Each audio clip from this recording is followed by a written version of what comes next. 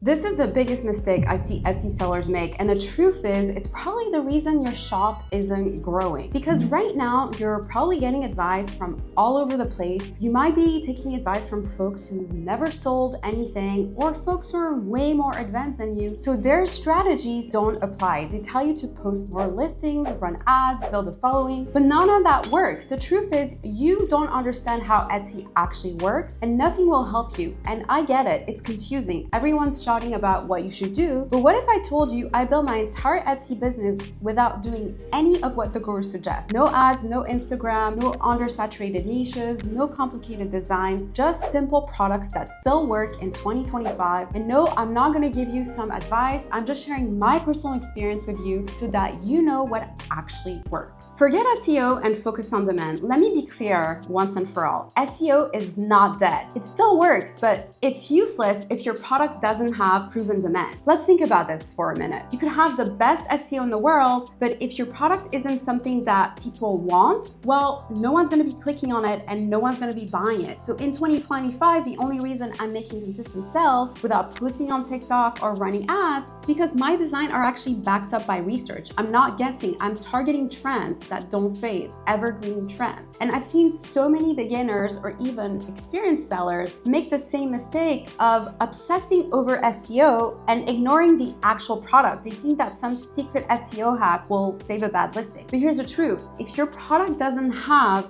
demand, SEO is not going to save you. So what does work? Simple. When I tell students to look at their competitors' listing, we're not spying on keywords per se, but we're looking at the actual sales volume because that tells us what people are actually buying. Then we use that insight to understand the audience and spot proven demand. So the goal is not to copy, but it's to learn what's working and blend it with your own unique product or idea, right? So please, for the last time, stop obsessing over SEO before you even had a product that actually works, because once your product has demand, then SEO can help you show up in the search. But that doesn't mean just stuffing random keywords, right? Your keywords have to make sense. So they need to match what real buyers are actually searching for. Etsy SEO isn't about tricking the algorithm, it's about matching buyers' intent. So when someone types, let's say, printable boho wall art into the search bar, Etsy isn't picking listings based on words, right? Or their tags. It's showing listings that best matches the intent,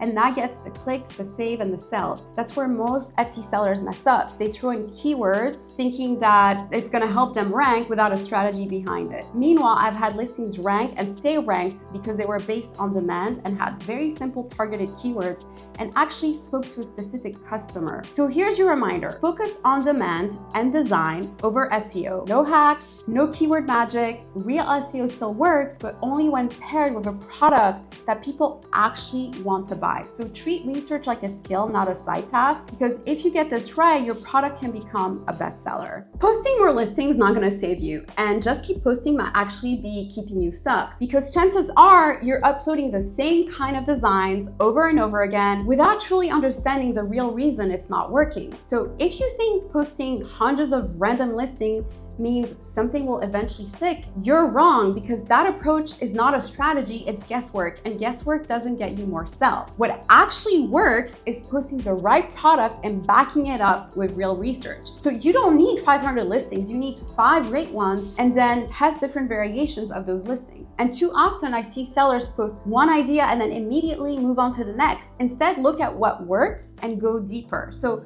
like this print on demand store right here, notice how they're using the cottagecore trend, and they have multiple variations of farmers market shirts featuring different fruits and vegetables. So not one design, but multiple variations of the same idea. Because if you know that something is in demand, wouldn't you want to have multiple fish in road in the water to see what sells? So Etsy rewards precision, not hustle, not how many times you posted, not how hard you work, but how well your product meets the actual buyer intent. So you could upload 100 designs this month, but if none of them are based on demand, that's 100 wasted hours. So instead, find the one winning product or idea, then scale it with different variations, different angles, different keywords. That's exactly what I did, and that is what top sellers do. So no one's succeeding on Etsy by flooding their shop with low converting designs. They're succeeding because they master research, they understand customer psychology, and they tap into evergreen trend and post what sells, not what just looks cute. So this isn't about hustle, it's about precision. You win on Etsy by solving a real problem your customer is typing on the search bar, and you're doing it better than anybody else. So by the way, this is exactly how our student Lisa hit 400K in revenue on Etsy with 45% profit margin. She spotted a trend early on and used that idea across multiple products. So if you want to learn how to tap into what customers actually want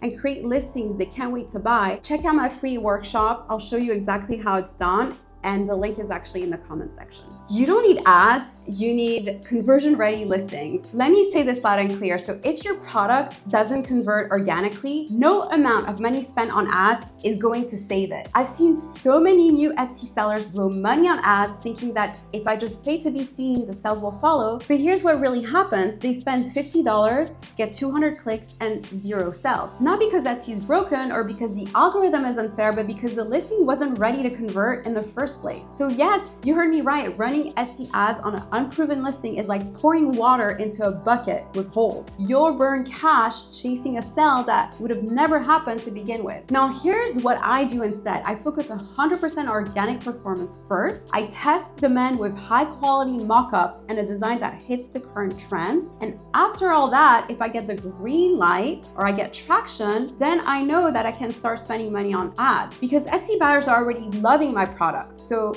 the product is getting me consistent sales without forcing it to buyers. So wait for your green light. And after that, if you want to start ads, yes, of course. But you need to make sure that your ROAS is above 2 to be profitable in the back end. So don't let others convince you that ads fix a bad listing. A profitable shop doesn't start with a budget. It starts with products that are worth buying. So focus on organic sales first. And once you start getting traction, you can turn on ads. Make sure that your ROAS is 2. I would also recommend that you start with a smaller budget. Start with, let's say, $10 a day, but you do need to let it run for a few days to have your data. And once you've done that, then you can scale. But first and foremost, focus on organic traffic first, because this is going to give you better data as to what works and what doesn't work, especially at the beginning of your Etsy journey. The real reason most shops stay stuck and how to fix it. So here's what no one wants to admit. Most Etsy shops, they don't fail because of the algorithm or because Etsy's too saturated, but they fail because the seller is playing the wrong game. They're obsessing over traffic, SEO, they're obsessing over creating never seen before listings, or they're watching too many YouTube videos, or they're spending too much time on ChatGPT and not taking action. So meanwhile, their actual listings, the thing that actually is supposed to make them money, well, they're not improving it or optimizing it. So let me be real with you. If your listing doesn't match demand,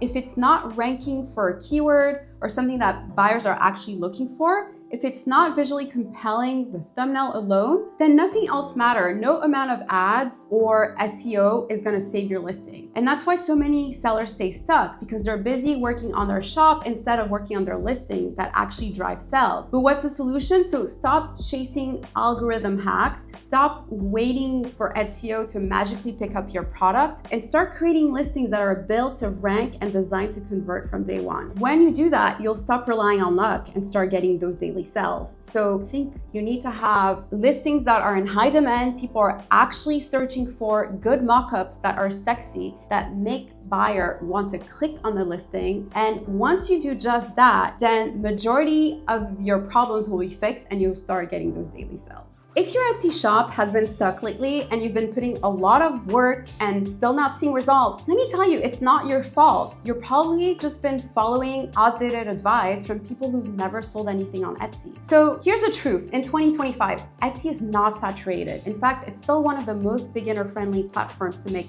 real money online. And you don't need to go viral, you don't need to have a social media following, and you certainly don't need to spend a dime in advertising. But what you do need is to understand demand, what people are actively searching for and buying right now. Because when you pair that demand with high converting, emotionally resonant designs, and you show up exactly where customers are already looking, you win. So if you need more help, check out my video on how you can create Etsy listings using ChatGPT and make your first $1,000. And let me know if you have any questions in the comment section. I'll see you guys next time.